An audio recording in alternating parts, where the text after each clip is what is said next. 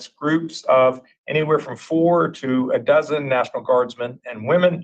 They are around the state and they are partnering with local governments, providing whatever assistance is required. I want to thank our federal and local partners for their collaboration. Yesterday, I requested the White House grant an emergency declaration. The White House, President Trump, responded quickly last night. We've executed that agreement today, and I appreciate their quick response.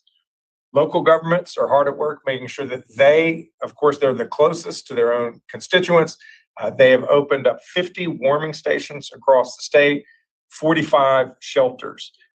If you have any need for either warming station, shelter, or other human service, please reach out to your county emergency management, go to their website, check out their social media. As I said earlier, the big concerns remain what they were yesterday. It's power outages and it's road conditions. If your power goes out, make sure you know where your flashlights are. Keep your devices charged at full charge so that if the power goes out, you can have them last as long as possible. Keep your doors and windows closed to keep the warmth in. Wear layers, sleep with multiple blankets. Pay attention to your physical conditions. We don't want people getting frostbite. We do not want hypothermia. If you have loss of feeling or color in your fingers, if there's uncontrolled shivering or disorientation, you should call 911. Stay off the roads. Black ice is going to stick around for a few days. Every night this week, we're going to get below freezing. So whatever precipitation is on the ground is going to turn to ice overnight. Secondary roads in particular aren't going to get treated as quickly. There are just too many of them across the state. So understand that road conditions will remain dangerous into next week. If you have to drive much slower than normal, give much more distance than normal so that you have more time to respond. Do not make sharp turns or a sudden stop. Last thing is check on folks out there who you fear are vulnerable. This is the time for us all to be good neighbors. Think about somebody who just needs to know, you just need to know that they're doing okay. That's how we're going to get through this storm together. I appreciate you all. And at this point, I'll turn it over to Director Ray. Thank you, Governor. Good morning, everyone. We'll first start with a weather update. I think key takeaways as we move through today is a major winter storm is underway across much of North Carolina and will linger into early Monday morning. We still have a bit more of time before this storm and its impacts fully clear the state.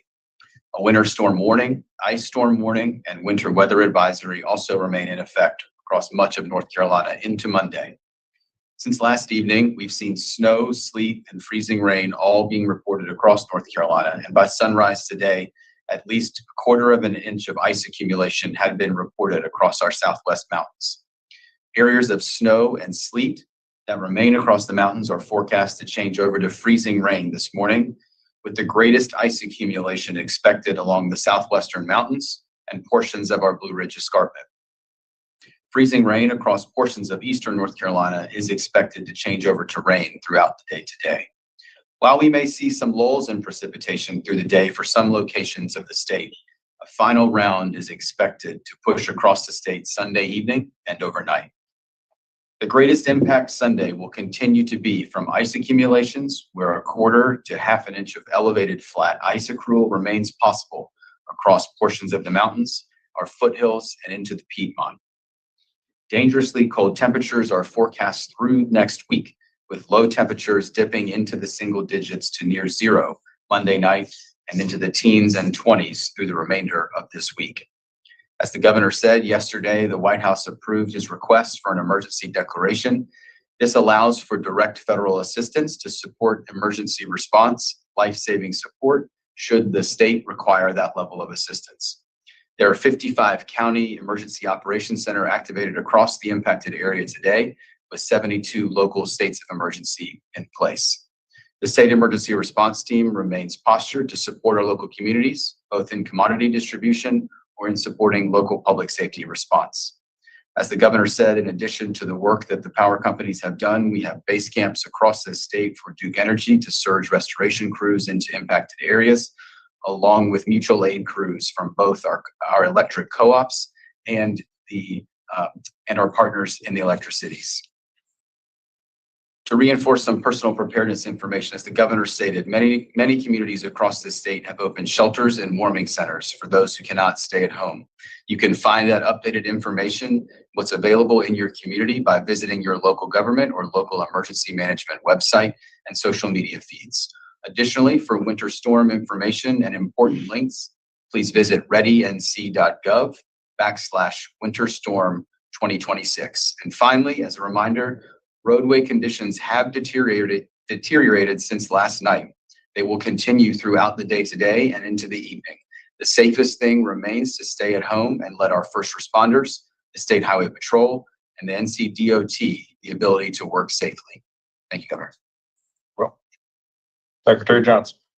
Thank you, Governor. Director Ray. Yes, I want to reiterate, we appreciate everybody's cooperation. It was great to come into the State Transportation Operations Center this morning and see almost no cars on the road other than plows and other DOT equipment they're working to clear the road and spread salt and sand across the state. This is a widespread storm with many roads have been impacted and are dangerous to travel on. We've got 2,500 employees working in storm response right now. They've already spread 32,000 tons of salt. I'm sure that number's changed since I walked in here, and will continue to grow throughout the day. They've also already put in additional 800,000 gallons of brine on the roads. We've got 1,300 trucks in operation, along with almost 1,000 contractors. So we're working hard to treat. Today we focus largely on interstates and major U.S. routes and 4-lane highways. Secondary routes will take some time. With lingering cold temperatures, it may be days before some of those secondary routes become passable. So I encourage everybody to use extreme caution before they venture out. And also check driveandc.com for the latest road conditions. The ferries, most of the ferries are operational. None of them are impacted by storm. There were some closures this morning due to fog. All rail travel has been canceled. Again, we encourage people to stay at home, stay off the roads, and allow our folks to do their best that they can to clear these interstates and other roads. Thank you, Secretary. At this point, we're happy to take questions. If you have a question, please signify by the raise hand function.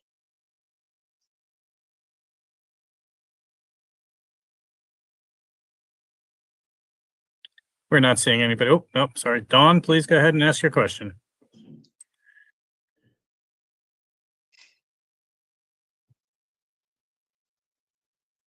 Dawn, you need to unmute yourself to ask your question, please. Dawn Vaughn.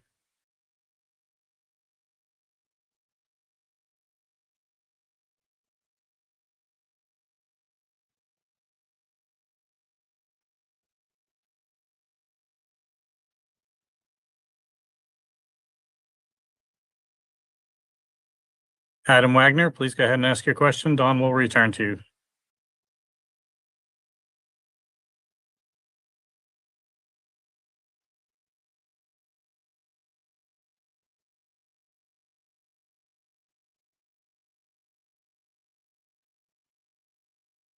Does he need to be unmuted as well as unmute himself?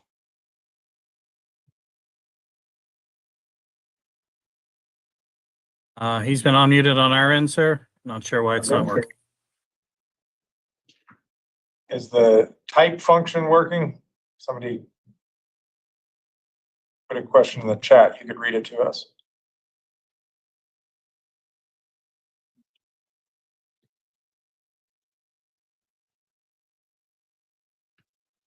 Working on that, sir. 1 second, please.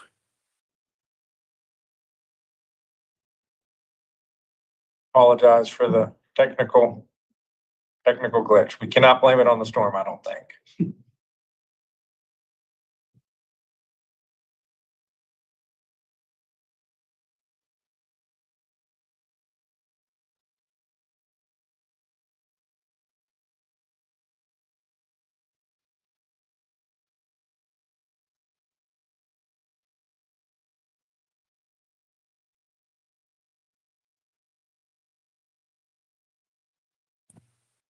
Sorry, sir. We're having difficulties. We can't seem to do that.